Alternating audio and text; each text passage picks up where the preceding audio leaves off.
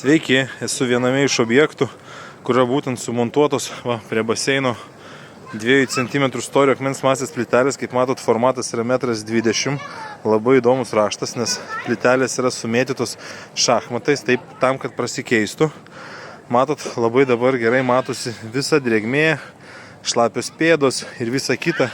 Ir kuo yra ypatingai gerai šios plytelės prie baseinų, kad nuo minimalios temperatūros vanduo nusigarina labai greitai.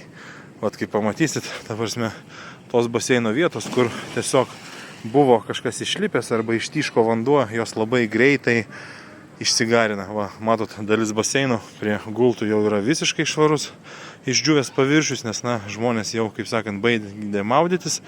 O dabar, kas liečia slidumą, tai va, žiūrėkit, grįžtam prie tos vietos, kur yra tikrai šlapia. Va, matot, ką tik lipau per čia, tikrai pribėgo nemažai vandens. Žiūrėkit, bandau statyti koją ir tikrai nėra taip slidu, kaip atrodo.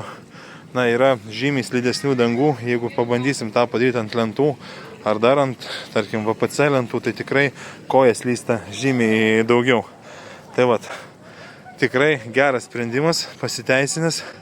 Plotas yra didelis. Kaip matot, valymo prasme šviesios plytelės yra valytos šiandien ryte.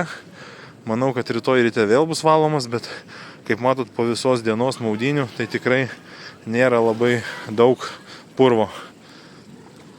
Tai va, pasižiūrėkit, matot, gražus plotas, tikrai lengva priežiūra.